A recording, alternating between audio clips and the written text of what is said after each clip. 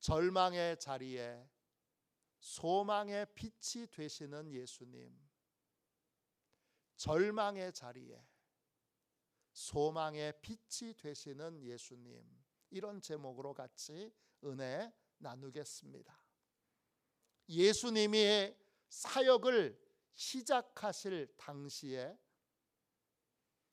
그 시대는 하나님의 질서가 다 무너지고 사람들이 철저하게 자기 욕망과 욕심을 따라 살았던 야만의 시대, 사람이 아닌 짐승으로 사는 시대였습니다. 오늘 함께 읽은 말씀은 세례 요한이 붙잡혀 갔다는 소식으로부터 시작됩니다. 세례 요한은 분봉왕 헤롯의 악행을 비판했습니다. 그걸로 감옥에 갔고 그 감옥에서 결국 순교하게 됩니다. 마태복음 14장 3절 4절입니다. 전에 헤롯이 그 동생 빌립의 아내 헤로디아의 일로 요한을 잡아 결박하여 옥에 가두었으니 이는 요한이 헤롯에게 말하되 당신이 그 여자를 차지한 것이 옳지 않다 하였음이라. 당시 이스라엘은 헤롯의 가문이 다스리고 있었습니다. 이 가문은 왕의 가문이지만 철저하게 욕망과 욕심을 따라 사는 아주 추하고 더러운 가문입니다. 성경에는 헤롯이라는 이름이 여러 번 등장하는데 한 사람이 아닙니다. 우리가 아는 가장 대표적인 헤롯은 예수님이 태어나실 때 있었던 왕, 그 헤롯은 헤롯 대왕이라고 불립니다. 이스라엘 전체를 다스리던 왕입니다. 그에게는 10명 이상의 아내가 있었는데 그 중에 5명의 아내가 아들을 낳았습니다. 헤롯 대왕이 죽은 다음에 나라는 4등분되어서 분할 통치를 하게 됐습니다. 그걸 성경은 분봉왕이라고 부릅니다. 테트라스케스라는 말인데 뜻은 4분의 1의 통치자라는 뜻이에요. 오늘 이 세례 요한을 감옥에 가두고 죽인 왕은 헤롯 안티파스라고 하는 왕이에요. 헤롯 대왕이 죽은 다음에 4등분된 나라는 아들 3명과 그 다음에 여동생 살로메 1세에게 이렇게 통치됩니다. 4개로 나눠져서. 헤롯 안티파스는 그 중에서 갈릴리와 베레아 지역을 통치하던 왕이었습니다. 이 사람이 세례 요한을 옥에 가둡니다. 그에게는 배다른 형제가 있어요. 이름이 빌립 1세입니다. 빌립 1세는 헤롯의 손녀인 헤로디아와 결혼을 합니다. 삼촌하고 조카가 결혼을 하는 거예요. 삼촌이 예쁘고 어린 조카와 결혼을 한 겁니다. 근데 이 빌립 1세가 일찍 죽습니다. 빌립 1세는 왕이 되지 못합니다.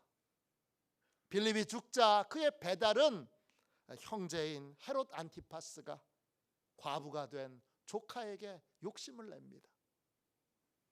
그래서 조카 이 헤로디아와 이 헤롯 안티파스가 재혼을 합니다. 이를 지켜본 세례 요한이 강력한 말로 세례 요한의 헤롯 안티파스의 악행을 비판합니다. 이렇게 비판합니다. 당신이 그 여자와 결혼하는 것은 옳지 않습니다. 옳지 않다. 아니 이게 강력한 비판이라고요? 강력한 비판이 맞습니다. 옳다라는 말이 헬라어로 엑세스티입니다. 뜻은 적법한, 허용할 수 있는, 가능한 이런 뜻입니다. 옳지 않다는 건 하나님의 법을 어겼다는 거예요. 다른 말로 하나님의 진노를 쌓는 일이라는 일이에요. 진노를 얻는 일이라는 뜻이에요. 세례 요한은 분봉왕 이 헤롯 안티파스의 행위를 이렇게 고발한 겁니다. 하나님의 법을 수호해야 할 왕이 앞장서서 하나님의 법을 어겼습니다.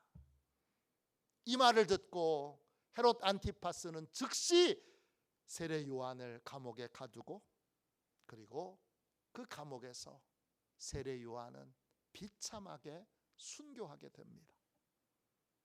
이게 예수님이 사역하던 시대에 벌어진 일입니다. 모든 인간이 하나님을 두려워하지 않고 자기 욕망을 따라 살던 끔찍한 야만의 시대, 무질서의 시대, 사람이 아닌 짐승이 사는 시대였습니다. 어디에도 소망을 둘 수 없는, 소망을 발견할 수 없는 그런 시대였습니다. 하나님의 질서를 바로 세우려고 외쳤던 세례 요한은 감옥에 갇혀 죽었습니다. 이때 예수님이 사역을 시작하십니다. 그런데 예수님은 나사렛에서 자라셨지만 사역은 가버나움에서 시작하십니다. 주님은 세례 요한이 옥에 갇혔다는 소식을 듣고 나사렛에서 가버나움으로 가십니다. 마태복음 4장 12절 13절입니다. 예수께서 요한이 잡혔음을 들으시고 갈릴리로 물러가셨다가 나사렛을 떠나 스불론과 납달리 지경 해변에 있는 가버나움에 가서 사시니. 나사렛에서 가버나움까지는 거리가 여러분 48.3km입니다. 보이시죠? 강화 화도면에서 인천공항 정도까지의 거리입니다. 걸어가면 이틀 정도 걸리는 거리입니다. 가버나움은 헬라어로 카페르나움입니다. 뜻은 나움의 집이라는 뜻이고 평안의 집, 위로의 집이라는 의미도 됩니다. 가버나움의 위치는 갈릴리 호수 바로 옆에 있습니다. 그래서 가버나움에 있는 해변은 바다 해변이 아니고 호수 해변입니다.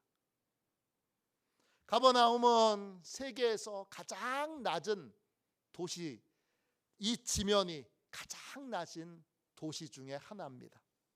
해수면에서 무려 213m 아래에 있습니다. 네덜란드에 있는 도시보다 훨씬 아래에 있습니다. 가버나움은 가장 낮은 곳에 있으면서 평안의 집, 위로의 집이라는 이름을 갖고 있습니다. 그런데 가버나움에 사는 사람들은 평안하지 않습니다. 그들은 하나님의 위로를 받은 지 오래됐습니다. 이미 오래전에 하나님의 위로가 사라졌습니다. 이런 현실을 오래전에 이사야 선지자는 하나님의 말씀으로 이렇게 예언했습니다. 이사야 9장 1절 2절입니다. 전에 고통받던 자들에게는 흑암이 없으리로다. 옛적에는 여호와께서 스불론 땅과 납달리 땅이 멸시를 당하게 하셨더니 후에는 해변길과 요단 저쪽 이방의 갈릴리를 영화롭게 하셨느니라. 흑암에 행하던 백성이 큰 빛을 보고 사망의 그늘진 땅에 거주하던 자에게 빛이 비치도다 했습니다. 갈릴리 가버나움 땅은 고통의 땅이고 흑암의 땅이고 멸시의 땅입니다. 그 땅에 사는 사람들은 고통을 겪고 있습니다. 멸시를 당하고 있습니다. 또 흑암의 절망 가운데 살고 있습니다. 이때 소망이 없던 땅, 이 땅에 큰 빛이 찾아옵니다.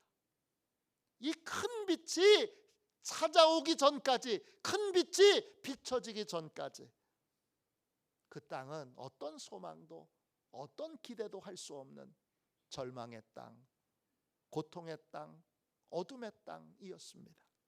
마태복음 4장 14절부터 16절까지 말씀입니다.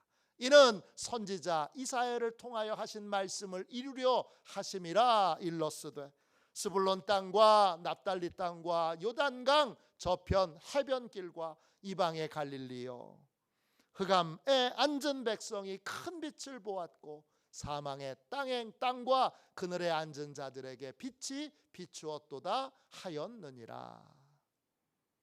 평안의 집, 위로의 집이라는 이름을 갖고 있지만 갈릴리 가버나움에 살던 사람들은 흑암에 앉아 있습니다.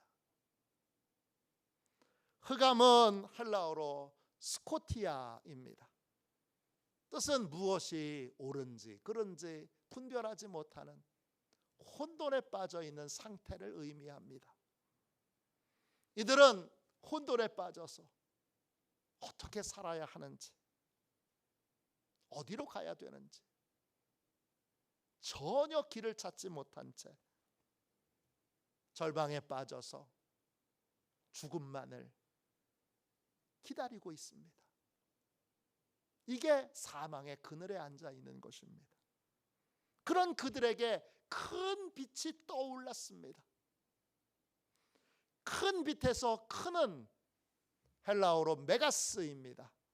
단순하게 크기가 큰 게 아니라 절망의 상황을 바꿀 수 있는 강력한 힘을 가진 빛을 의미합니다. 강력한 힘을 가진 빛이 사망에 앉아있는 자들에게, 흑암에 앉아있는 자들에게 비춰졌습니다.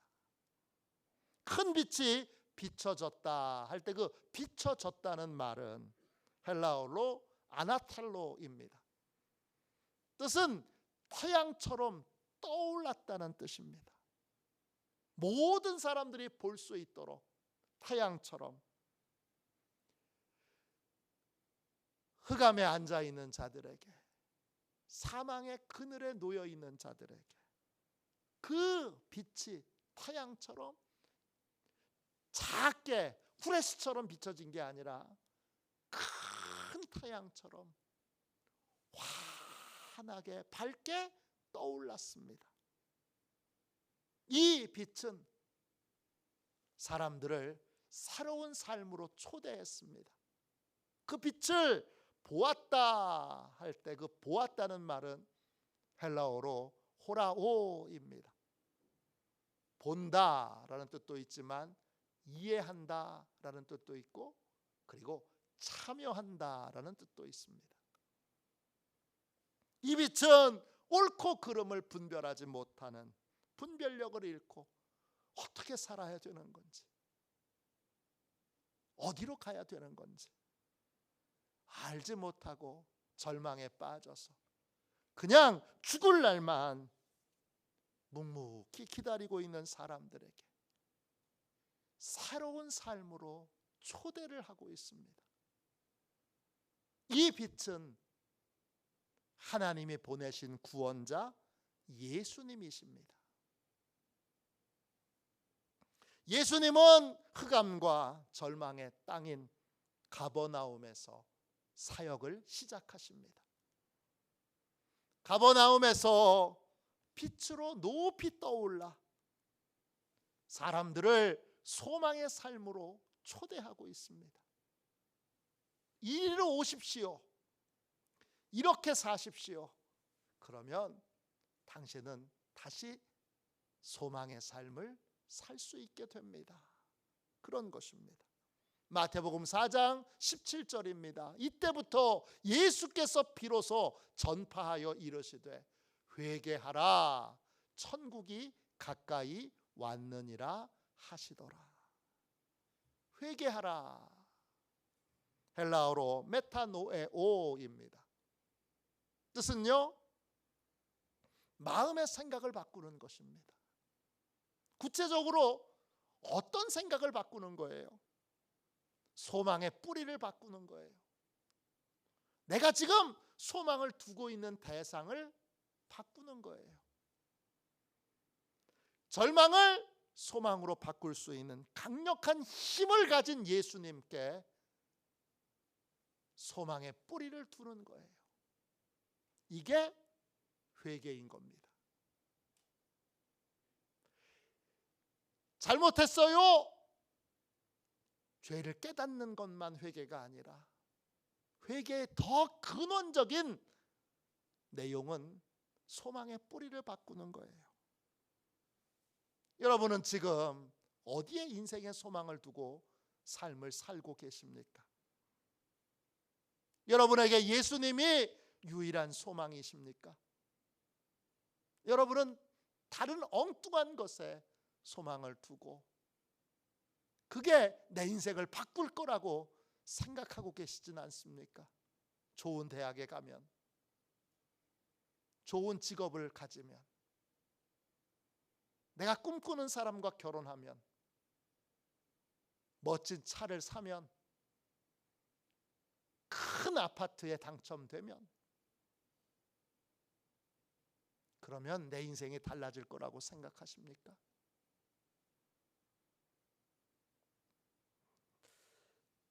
예수님께 소망을 두기 전에 우리 인생은 아무리 노력해도 본질이 달라지지 않는 절망의 삶입니다. 모든 혼돈과 절망을 끝맺고 소망이 넘치는 삶을 살 수 있는 유일한 길은 예수님을 나의 소망으로 삼고 예수님께 소망의 뿌리를 내리는 것입니다. 이게 마음의 변화이고, 이 변화가 선행될 때, 이 마음의 변화가 먼저 있을 때 비로소 우리는 소망 있는 인생으로 본질이 달라지게 됩니다. 성경은, 복음은 예수 그리스도를 믿지 않는 사람, 예수 그리스도께 소망의 뿌리를 두지 않은 인생들은 모두 죄인이라고 부르고 있습니다. 로마서 3장 9절입니다. 유대인이나 헬라인이나 다 죄 아래 있다고 우리가 이미 선언하였느니라. 성경이 말하는 인간의 참 모습은 죄 아래 있습니다. 모든 것이 다 죄의 영향력 아래 있어서 인간의 행위 가운데 선해 보이는 행위도 실상은 죄의 지배 아래 있는 것입니다. 중세의 성직자였던 어거스틴이 인간의 상태를 이렇게 설명했습니다. 인간이 의롭게 되려고 행한 것까지도 죄입니다. 내가 의로운 사람이 되려고 노력했더니 더 큰 죄에 빠지게 되었습니다. 내가 선하게 살려고 노력했더니 더 큰 죄에 빠지게 되었습니다. 그때 비로소 나는 의롭게 되기 위해 노력하는 것 자체도 죄가 된다는 것을 깨닫게 되었습니다. 그의 참회록에 나오는 고백입니다. 이건 우리도 자주 경험하는 일입니다. 착하게 살려고 노력하는 건 얼마나 좋은 일이에요. 그런데 착하게 살려고 노력하면 금방 교만에 빠집니다. 그리고 착하게 살려고 노력하지 않는 사람들을 비판하게 됩니다. 무시하게 됩니다. 착하게 살려고 노력했는데 결과는 우리를 죄에 빠뜨립니다. 우리는 자기의 노력으로 아무리 애를 써도 의롭게 될 수가 없습니다. 왜? 우리 모두 죄 아래에 있기 때문입니다. 죄의 지배 아래에 있는 인간에게는 소망이 없습니다. 로마서 3장 10절 12절입니다. 의인은 없나니 하나도 없으며 깨닫는 자도 없고 하나님을 찾는 자도 없고 다 치우쳐 함께 무익하게 되고 선을 행하는 자는 없나니 하나도 없도다. 사도 바울은 이 짧은 세 구절의 말씀에서 6번이나 없다는 말을 합니다. 의인은 없습니다. 하나도 없습니다. 깨닫는 자도 없습니다. 하나님을 찾는 자도 없습니다. 선을 행하는 자도 없습니다. 하나도 없습니다. 그리고 로마서 3장 18절에 한 번도 없다는 말을 합니다. 로마서 3장 18절입니다. 그들의 눈앞에 하나님을 두려워함이 없느니라. 사도 바울은 인간에 대해서 7번이나 없다고 말합니다. 7번은 유대인들에게 완전수입니다. 7번이나 없다고 말한 건 인간은 완벽하게 타락하여 스스로의 힘으로는 결코 소망을 얻을 수 없는 그러한 존재라는 것입니다. 이것이 성경이 말하는, 복음이 말하는 인간의 본 모습입니다. 복음은 이런 인간의 모습을 분명하게 말합니다. 그런데 사람들 대부분은 자신이 죄인이란 사실을 인정하고 싶지 않습니다. 왜냐하면 죄를 상대적인 관점에서 보기 때문입니다. 보통 죄인이라고 할 때 교도소에 수감된 흉악한 범죄자와 자신을 비교합니다. 내가 그래도 저 사람보단 낫지. 내가 그래도 저 사람보단 착하지. 내가 다른 사람을 괴롭히지도 않았고 죽이지도 않았고 남의 걸 훔치지도 않았는데 내가 왜 죄인이야? 이렇게 생각하는 것입니다. 그러나 성경이 말하는 죄인은 상대적인 관점이 아니라 절대적인 관점입니다. 죄를 지었느냐, 짓지 않았느냐, 이것입니다. 많은 사람이 어느 정도 선하게 살면 하나님이 봐주셔서 천국 가게 해주실 거야, 그렇게 생각합니다. 문제는 어느 정도 선해야 하냐는 것입니다. 아주 악한 자도 자기는 선하다고 생각합니다. 가장 악한 것을 0으로 하고 가장 선한 것을 100으로 했을 때 몇 점을 하나님이 요구하실까요? 합격선을 정한다면, 여러분이 정한다면 몇 점 정도면 천국에 들어갈 수 있도록 허락하시겠습니까? 여러분이 하나님이라면 몇 점이면 천국에 들어가도록 허락하시겠습니까? 60점 정도면 가능할까요? 좀 후하게 50점은 어떠세요? 그런데 문제는 하나님은 100점을 요구하신다는 겁니다. 마태복음 5장 48절입니다. 하늘에 계신 너희 아버지의 온전하심과 같이 너희도 온전하라. 하나님의 기준은 100점입니다. 그러니까 인간들끼리 서로 비교해서 나는 70점인데 너는 50점이네, 이렇게 우월감을 느끼는 건 아무 소용이 없는 것입니다. 인간은 태어날 때부터 죄 아래에 있습니다. 인간은 죄인으로 태어났습니다. 죄를 지어서 죄인이 아니라 죄인이기 때문에 죄를 짓는 것입니다. 사과나무가 아무리 노력해도 배를 열매 맺을 수 없는 것처럼 죄인은 의의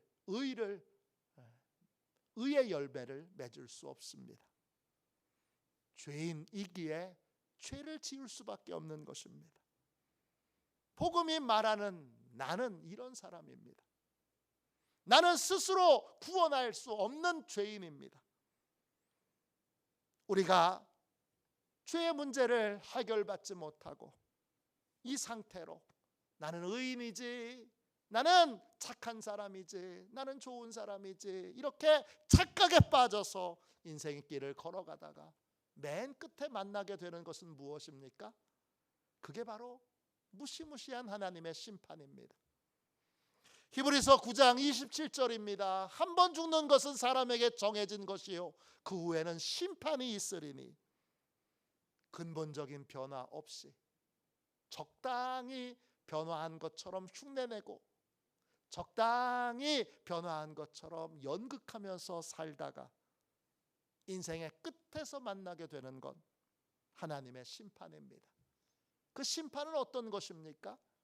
시편 1편 5절입니다. 악인들은 심판을 견디지 못하며 죄인들은 의인들의 모임에 들지 못하리로다. 악인은 심판을 견디지 못합니다. 견디다, 이 말이 히브리어로 쿰입니다. 일어나다 이런 뜻도 있지만 끝내다, 지나가다 이런 뜻도 있습니다.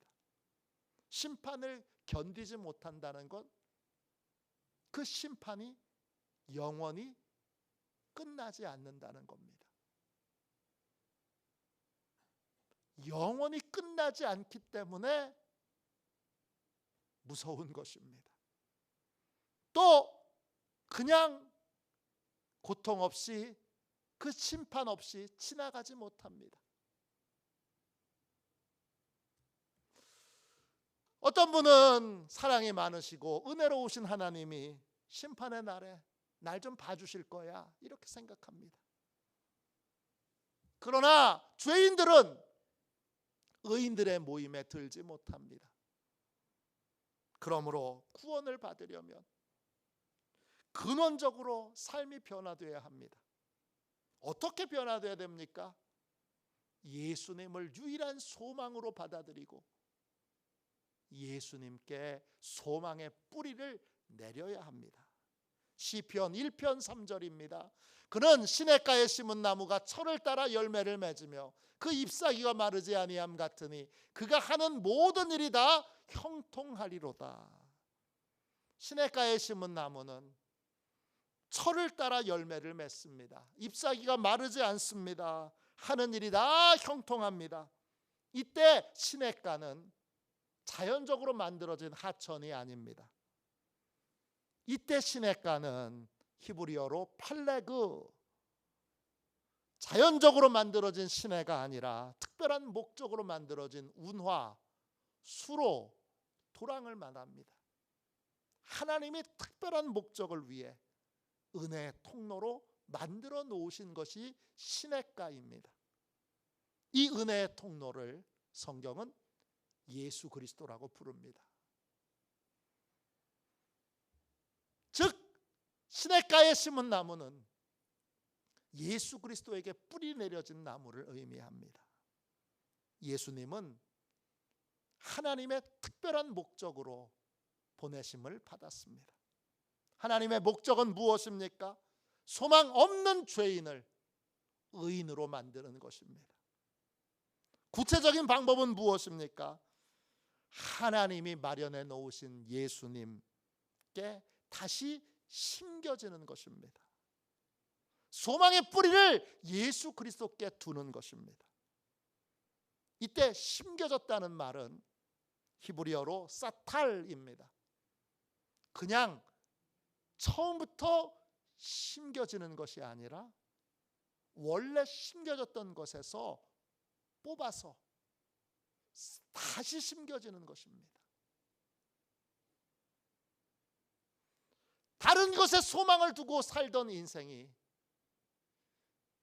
다른 것에 소망을 두고 돈에, 자리에, 인기에, 지혜에, 직업에, 아파트에, 자동차에 소망을 두고 살던 인생이 거기서 뿌리채 뽑혀져 나와서 예수 그리스도에게 다시 심겨지는 것, 이게 사탈입니다. 근원적으로 예수 그리스도에게 다시 심겨질 때, 예수 그리스도를 유일한 소망으로 삼고 예수님께 뿌리를 내리기, 소망의 뿌리를 깊이 내리기 전까지 우리의 자리는 흑암입니다. 우리는 흑암에 앉은 백성들입니다. 우리는 사망의 그늘에 앉아 있는 백성들입니다. 흑암에 앉아 있는 백성, 사망의 그늘에 앉아 있는 백성은 나의 의, 나의 생각, 나의 계산, 여기에 소망의 뿌리를 두고 인생을 살아갑니다. 아유, 돈이 전부지. 뭐니 해도 머니가 최고지. 자리가 최고지. 대학이 최고지. 기타 등등 온갖 헛된 것에 소망의 뿌리를 두고 살아가는 인생들은 흑암에 앉아있는 백성들이고 사망의 그늘에 앉아있는 백성들입니다. 거기서 뿌리채 뽑혀서 예수 그리스도에게 다시 심겨져야 되고 예수 그리스도에게 소망의 뿌리를 두어야 합니다. 그게 바로 회개이고, 그렇게 될 때 구원을 얻습니다. 하나님의 백성이 됩니다. 구원은 외형이 바뀌는 게 아닙니다. 구원은 삶의 기초가 송두리째 뽑혀져서 예수 그리스도께 다시 심겨지는 것입니다. 구원은 삶의 기초가 달라지는 것입니다. 예수 그리스도가 내 삶의 유일한 소망이요, 그리고 예수님의 말씀을, 소망 되신 말씀을 진심으로 듣고 진심으로 따르는 아멘의 사람이 되는 것, 그게 바로 회개하는 것이고 그게 바로 하나님의 백성이 되는 것입니다. 이런 혁명적인 변화가 내 삶에 일어날 때, 그때 비로소 내 삶의 모든 것을 고치시고 바꾸시는 은혜의 역사들이 내 삶에 나타나게 되는 것입니다. 프랭크 루박이라는 선교사님이 계세요. 필리핀 민다나오 섬에서 사역하신 선교사님이에요. 사회학자이고 또 교육자였고 선교사였습니다. 평생을 선교 사역에 헌신했는데 40대에 인생의 큰 위기를 만납니다. 열심히 섬겼던 민다나오의 사람들에게 배척을 당합니다. 가정에도 위기가 찾아옵니다. 3명의 자녀가 말라리아로 죽었는데 아내가 다른 자식들을 죽일 수 없다고 선교지에서 철수해서 미국으로 돌아가 버렸습니다. 혼자 남아 깊은 절망 가운데 빠져 있던 이 루박에게 어느 날 하나님이 찾아오셨습니다. 그리고 이렇게 말씀하셨습니다. 사랑하는 아들아, 내가 실패한 것은 민다나오 사람들을 진심으로 사랑하지 않았기 때문이다. 내가 백인이기 때문에 너는 그들보다 우월하다고 느끼고 있다. 내가 미국인인 것을 잊고 내가 그들을 얼마나 사랑하는지만 생각하면 그들이 반응을 보일 것이다. 그날 이 하나님의 말씀을 듣고 루박 선교사님은 자신이 예수 그리스도께 소망을 두고 있지 않다는 걸 알게 됐어요. 내가 백인이니까, 내가 많이 배웠으니까, 내가 지식이 많으니까, 내가 선교비를 지원받아서 그들을 먹이고 돌보니까 그 우월감에 뿌리를 두고 있었습니다. 그는 주님이 아닌 다른 것에 자신의 인생에 뿌리를 두고 있다는 걸 발견하고 자신이 믿고 의지하던 모든 것들을 온전히 벗어버리기로 결단을 합니다. 그리고 오직 주님께만 소망을 두고 진심으로 주님께 순종하는 삶을 살기로 결단합니다. 그 후에 프랭크 루박은 하나님과 동행하는 삶을 살게 됩니다. 현대 그리스도인들에게 하나님과 동행하는 삶이 구체적으로 어떤 것인지를 잘 보여주는 위대한 하나님의 사람으로 삶을 살아가게 됩니다. 예수님께 소망의 뿌리를 내렸습니까? 예수님께 소망의 뿌리를 내린 사람은 예수님의 말씀에 언제나 예라고 대답합니다. 기도의 사람 존 하이드 선교사님은 이런 고백을 했습니다. 저는 순종이라는 말만 알 뿐 다른 말은 하나도 모릅니다. 저는 군인이 목숨을 걸고 상관의 명령에 복종하는 것처럼 예수 그리스도의 명령에 순종할 따름입니다. 주님의 명령에 순종하지 않는 사람은 주님의 얼굴을 뵐 것이란 기대를 할 수 없을 것입니다. 예수님께 소망의 뿌리를 둔 사람은 예수님의 말씀에 언제나 예라고 대답합니다.